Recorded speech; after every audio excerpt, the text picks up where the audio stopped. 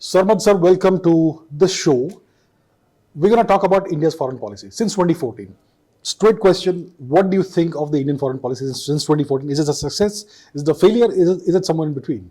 I don't think we should look at the performance of the government in this binary of success or failure. Okay. There have been instances where the government has done spectacularly well when it comes to issues such as Ukraine, where the world seems to be talking about India's position. Where we are the stakeholders of peace. There have been hits and misses. What do you think about it? I think India's foreign policy first of all, we have to look at it from the prism of India's national interests. What are India's national interests? And which are the major stakeholders or nations that we have to focus on? India's national interest is obviously national security from a military perspective. India's economic growth is a very big imperative for India. And we have these specific nations that we have to focus on. One obviously being the neighborhood, which is the subcontinent region, in which the major problem has been Pakistan. Secondly, there is Russia, then there is China, then there's the US and EU and the Western nations. So how has our policy been vis-a-vis all of this? Economic growth, I have nothing to complain about. We've been doing very well. National security, we have been much stronger than before. I mean, whenever Pakistan has done something, we have responded like in a... There hasn't been a major terror strike in India. If we can exclude Uri or Pathankot. So after Uri and Pathankot, we taught them lessons, the Pakistanis, that they will not do it again. So we have taught them that if you do something, we're going to do 10 times more. And we are not afraid to escalate anymore. Earlier it was like, hamare paas atom bomb hai. We are saying, hamare paas 2 lakh atom bomb hai. So it's like that. So Pakistan has been essentially sidelined. But why is the position then on China different vis-a-vis Pakistan? Because of the national strength of the two nations. Pakistan is an irrelevant terrorist nation. You're saying the government is scared of China? Should you not be scared of this behemoth that's right next to you? If you look at the hard power score, I mean, I've not published that yet, but if you look at China's hard power score from a scale of 0 to 100, they're around 15 point something. India is about 4.9. So that's almost 4 times a gap. You know, China is almost 4 times as powerful as India. If you add everything together, power projection, economic growth, economic size, military capabilities, nuclear capabilities and all that, China is about 4 times more powerful than India. So it makes sense for India to be extremely wary of China and to deal with this Chinese issue delicately, because China is much more powerful. When it comes to Pakistan, they are nowhere compared to us. So that's why every nation, you have to deal with them specifically, and there has to be tailored strategy for each nation, which is not a generic strategy that you apply to every nation. A statement such as nobody has entered our territory, nobody has snatched our territory, does it not give a sense that we are going against the status quo? The status quo earlier used to be that China would salami slice our territory. Right. And since 2014, we have been stepping up the border infrastructure projects. The BRO, Border Roads Organization, you would know, is very active in the border regions, not just in Kashmir and in Ladakh, but also Arunachal and everywhere else. We are ramping up our infrastructure efforts. And the Chinese have been very displeased with that, because that is eroding that advantage they had. They had all this great infrastructure. We had nothing. We had neglected the border areas. So now we are rectifying that. We are coming slowly on par with China, and that's why we had the Galwan clash. That's why we had the various other incidents that we had, Doklam, and so on and so forth. That's a reaction from China because they are displeased. So we are, bringing parity on the border at least. When it comes to the Chinese economic might, it's going to take us time to reach close to that, maybe 20 years. So it's a long-term game. But we have dealt with China in a much better way, far better way than we have been dealing in the past, in the last 10 years. Vis-a-vis Pakistan, we have completely neglected Pakistan. Pakistan gets essentially neglect from India.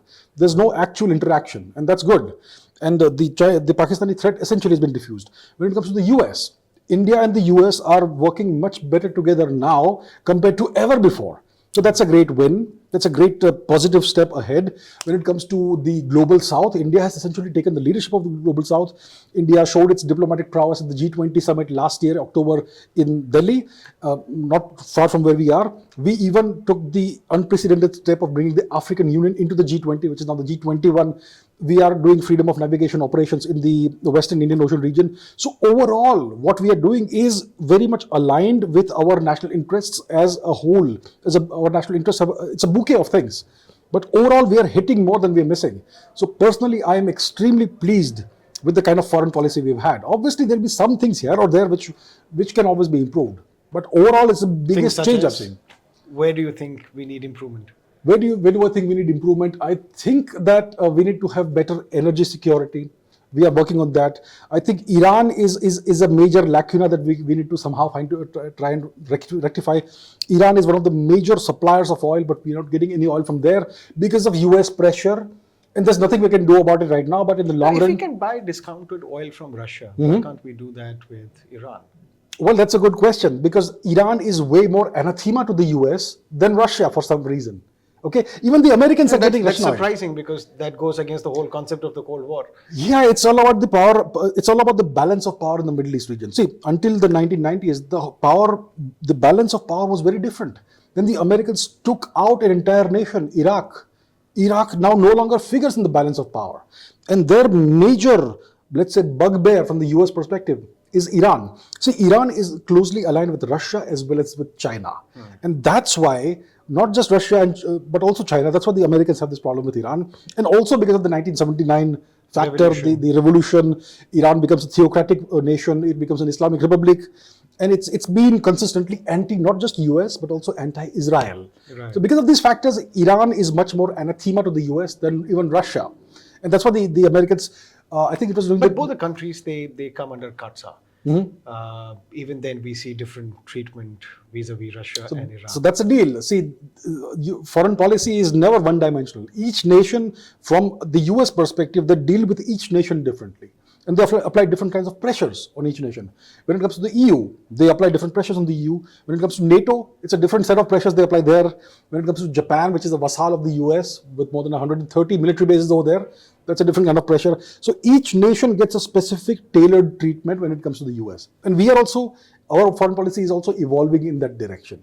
But it's a great question you asked. Why are they okay with India getting oil from Russia but not Iran?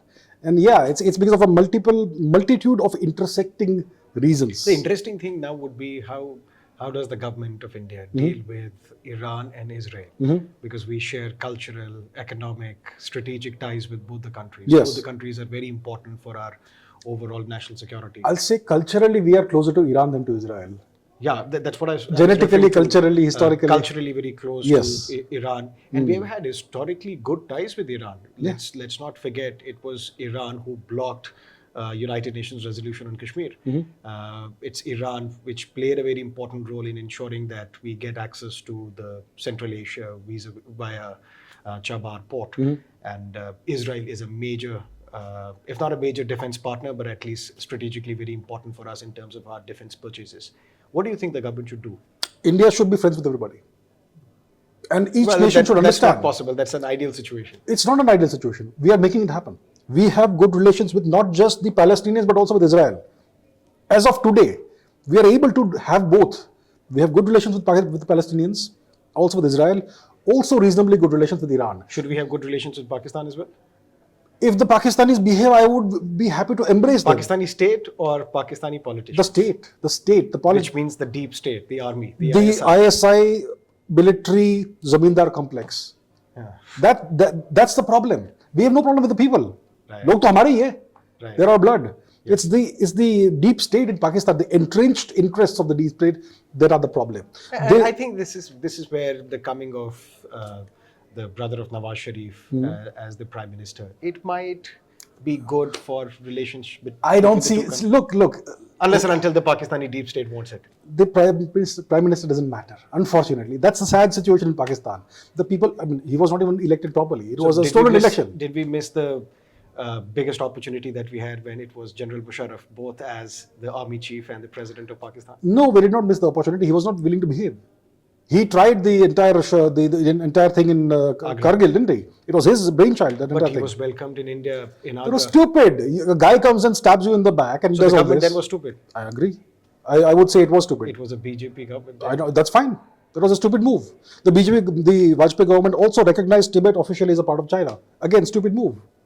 National interests have to come first. Doesn't matter which party it is. Right. There you have it. Great. Then how do you see the world evolving if Donald Trump comes back to power? And what do you think, will he? I think it's doubtful that he'll come to power for numerous reasons. First of all, he's an outsider in the US political and that's system. what people said many years ago as well. But he came to power. But what happened then? Was he able to achieve anything? Was he able to build that great wall that he wanted to build? The former Prime Minister of Britain saying the world was safer when Donald Trump was at the helm. Words and actions. Words don't matter. People can say whatever they want. I don't care what people say. He tried to normalize relations with North Korea. He tried, but failed. He tried to make a wall, didn't work. He tried to make gestures with North Korea, didn't work. For us, who is better, Biden or Donald Trump? Makes no difference who's the US president, because at the end of the day, the US foreign policy never changes. Internally, the internal domestic politics may change when a new party comes to power, when one of the two parties comes to power, when there's a power transition. But I think it also depends on who is the president, because let's not forget it was George Bush, a Republican, who tried to normalize relations between India and United States. It's because India was now emerging as a power in its own right, as a large economy after the 1990s the liberalization, what we call it. So India was beginning to matter, and they wanted to use India as a market. They wanted India to open up its market even more so that their companies could profit. And that's why they were focusing on India, and that's why the focus is even more today. And that legitimizes what Bill Clinton said. It's all about economy, stupid. It's all about the money. That's all it is. So that's the deal. So when it comes to the US internal politics, things may change depending on who's in power, whether it's Republicans or Democrats. The foreign policy never changes. It never changes. They will still keep on bombing innocent people. They'll still keep on smashing nations like Iraq into dust, or whoever is next. I hope it doesn't happen. We don't see more of that, but the foreign policy never changes. Doesn't matter who's the president. Doesn't matter which party it is. So it makes no difference to us in India, whether it's Trump or Biden or Kamala Harris or Oprah Winfrey or Dwayne Johnson who comes to power. Doesn't make any difference to us. Final thoughts on India's foreign policy since 2014. Oh, it's been what should be the priority of the new government? So we're going to have a new government in 2024. Whether it's probably Mr. Modi comes to power. I'm expecting that. The priority should be one thing only: economic growth. Because with economic growth comes military growth and military strength. So the major, if you ask me one single focus factor, it has to be the economic growth. Obviously, we need lots of reforms and lots of things, and those things will happen. Some big bang reforms, like they say, will happen in the first 100 days. That's all internal matters. From a geopolitical perspective, what India needs is to double down, triple down on economic growth. We have to reach $5 trillion that mark, and then $10 trillion. Once we reach the $10 trillion mark, it's really hard for anybody to mess with us. So that has to be our single-minded focus. Maldives almost into the lap of China. That's okay. Nepal. So these things are going to keep on happening. Bangladesh is pro-India, by the way. The Americans tried to interfere in the elections in Bangladesh. They wanted Sheikh Hasina to go out of power. She came back with a whopping majority. So India won, US 0 when it comes to Bangladesh. But after subjugating the opposition. That's okay. There's no real democracy anywhere in the world. In India it is. Look at the US. See, I'll tell you. China, one-party system, Chinese Communist Party. North Korea, one-party system, whatever party Kim Jong-un is running. USA, two-party system, one step above a one-party system. India, thousands of political parties. India is a real democracy. Okay, and when it comes to subjugating this or that, there is no 100% pure democracy anywhere in the world. The US is by no means a democracy. It's an autocracy masquerading as a democracy. So I don't care about democracy or autocracy or whatever. As long as the national interest is served, I'm fine with it. Great. All right. A pleasure. Pleasure talking to you, sir. Thank you. Awesome. Thank you.